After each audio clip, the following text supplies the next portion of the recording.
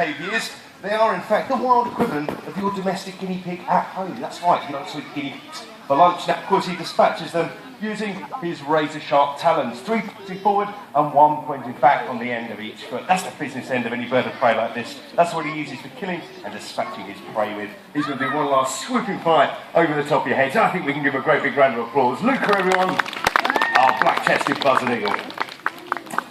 Well, we're going to stand as a penguin all the way up to the huge elephant seal, and have for this reason been frequented for many years by researchers and tourists. Now, Louis is a straighty caracara, but more than that, he's a huge nuisance. He's the bane of the backpacker and the research assistant, because he's got absolutely no qualms about knocking over pots and pans, stealing food from outside of people's tents. These guys have even been known to steal things off of people's washing lines, showing a particular preference for the colour red. If it comes to going inside a tent, if there's food in there, he'll go in. There you go.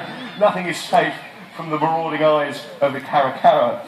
Okay, now, the more natural foods that they like to eat when they're along the shoreline of the Falklands are going to be things like limpets, and also they're going to find food up burrows. Burrow, very akin to the one you can see just here. That's because on the Falkland Islands, the rockhopper penguin likes to live in tunnels and burrows underground, just like the one that you can see just there that he's run down. He'll charge down that burrow and he'll find the egg or the chick left at the end by the penguin. Now, this is a really unusual behaviour for a bird. Most birds don't like to go in dark and closed spaces where they don't have the ability to open up their wings. That's a really big deal for them, because it means they can't get away. However, the striped caracara doesn't mind. He knows he's the biggest, meanest thing on the Falkland Islands. Nothing's going to mess with the caracara. He knows that even if he goes underground there, there's no way anything can hurt him. Now, not only does he use this boldness in going in dark and closed spaces to hunt things in a more natural sense, but he also uses it in urban areas for an altogether very different reason. Now, if you imagine leaving your bins out, your dustbin, but you haven't protected them properly, they're not in your bins properly, or you've forgotten to put the lid on top of your bins, then we're probably going to get visited in this country by Mr. Fox. However, if you're as foolish as to do that in the Falkland Islands, there is every possibility that a straighty caracara is going to come along, rip open your rubbish bags, and grab all the food that's inside of them. And he's going to show you just how good he is and bold he is at going into these places. Look at that, everyone. There you go. Brilliant stuff. Let's give Louis and Rob a big round of applause. We do get to work with a range of amazing birds from all over the world. But that does mean that sometimes we forget about the amazing natural species we have here in our own country.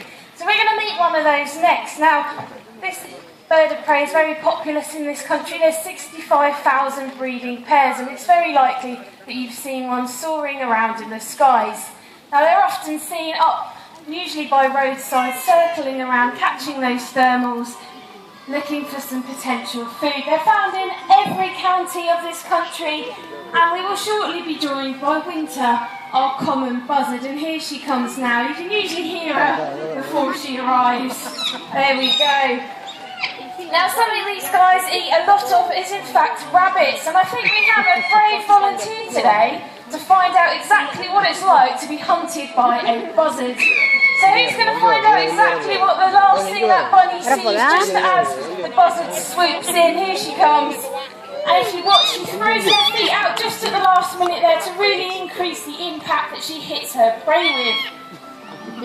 Now, something else these guys eat is in fact carrion. So they'll stay by the roadsides and actually eat roadkill. Now, you might consider this quite lazy, but I think it's quite clever. Why waste your energy hunting for your own food when you can sit by a roadside and wait for a car to do the hard work for you? They also use the cars and the roads to gain lift to get back up into the sky as well. Now, another food source for these guys, which is quite unusual and does tend to shock people, is the earthworm, believe it or not. Now, they do this if there isn't a lot of food around, not a lot of mammals, usually in winter time. Now, a group of buzzards are very sneaky. They know that earthworms come up to the surface when they hear and feel rainfall. So what they do is they go down to the ground and they do a little rain dance. They actually deliberately stamp their feet on the ground to imitate rain. So all the poor earthworms will come up to the surface expecting to see rain, and all that's left is last minute. This is Alberta, and she is our tawny owl. Now, as I said, we've got 5 native species of owl in this country. She is one of them. There's also the barn owl, the little owl, the long-eared owl and the short-eared owl. Now, you'll recognise that classic twit-through noise as an owl. What a lot of people don't actually know is that it's actually 2 owls you can hear, not one. The tawny owl is the only owl that does make this classic noise. And now when they come out, do pay attention because you'll notice we're going to fly slightly differently than we do our other owls, and that's because we're going to use a white color. Barn owls have incredibly good hearing, and their main sense for hunting is in fact their hearing. Now their ears are in similar places to yours and mine, but they've got one slightly higher, slightly larger, and one that sticks out slightly more. Now the reason for this is it makes their hearing absolutely incredible and actually gives them a 3D sound image, so they can almost hear what they would be able to see. So they can't just tell left and right, they can tell depth and distance as well. Now unfortunately these guys have faced a bit of a decline in recent years, which is a real shame, and this is because, as their name suggests, they would typically live in barns, but barns aren't being built the way these guys need them to be to build their nests. They're not being built with flat ledges so they can build their nests on them. Also, a lot of barns are being designed into designer homes for ourselves, but luckily there is a conservation project that is designed to help these guys, and they're encouraging barns to put up nest boxes, and also if you live near a really good hunting area for these guys, you'll also be encouraged to put a nest box up. Now there was really good news last year for the first time in many years, and these guys' numbers did actually increase, so it's really nice to see a conservation project working for one of our amazing natural native species.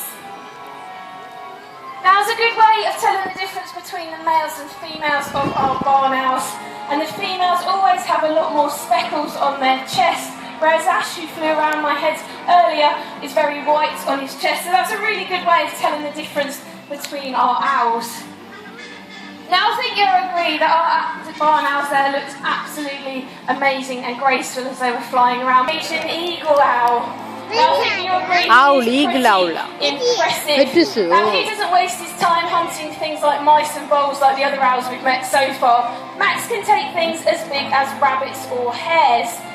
Now, believe it or not, like most birds of prey, the female actually tends to be bigger, and in this species, it's actually a third bigger. So female eagle owls can take things as big as foxes and even baby roe deer. They are pretty awesome predators. He's got a razor-sharp talon on the end of each of his toes, and he has the crushing power of a Rottweiler's jaws in each of those feet. So if you want to know what it's like to get got by Max, it's like having 2 Rottweilers hanging off you at the same time. Now, ladies and gentlemen, it is very important for your own safety that all food is now kept hidden, because deadly birds is about to get even deadlier.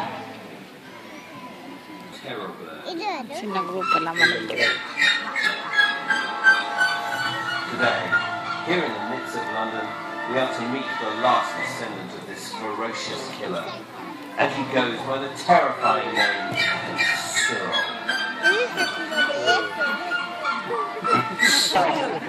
Isn't he terrifying, the stuff nightmares are made of? Probably not, is he? In fact, he's far more comical than he is scary. He is a distant relative of the terror bird, though, Thoricus. And just like the terror bird, he finds his home in the sun-soaked South American grasslands of the Pampas. He strolls through the grasslands on his lovely long legs, and whilst he's doing this, he's going to flush lots of insects out into the open. Now, some of these insects will run along the ground, things like termites, ants, small grasshoppers, stuff like that. Other ones, though, will take to the skies. And when that happens, what Cyril will do here, in order to catch them, rather than fly, is he will, in fact, jump. Look at that, there we go. He's very good at jumping. In fact, he can jump considerably higher, but we are limited by my height. So what we're going to do is get me to climb up on this log here. If I don't fall and break anything, and Cyril does this, you have to give both of us a really big round of applause. Oh, well done, Cyril. Good stuff. Now, it's not just insects that he's looking for when he's down on the ground. He's also going to be looking for small rodents. That could be in the form of mice. It might be young rats as well. Insect amphibians. It could be frogs, toads, salamanders and newts. But what he's become really famous for, and these species have in general, is for killing reptiles. Now, that might be a lizard, or it might be a snake. And for the purposes of this part of the demonstration today, it just so happens I have a deadly venomous rubber snake just here in my bag. We're going to show you how Cyril deals with it. We're going to chuck it down on the ground. He's going to work out which end the head is. He's going to grab hold of it, take it to a hard bit of ground, and then bam! He's going to smash that snake's head against the ground. With the first couple of whacks, he stuns and then kills it, and then he's going to swallow it down like a big piece of snake spaghetti. Now, this behaviour, as you can imagine, has made them quite popular in those parts of South America, but there's a large proportion of venomous snakes.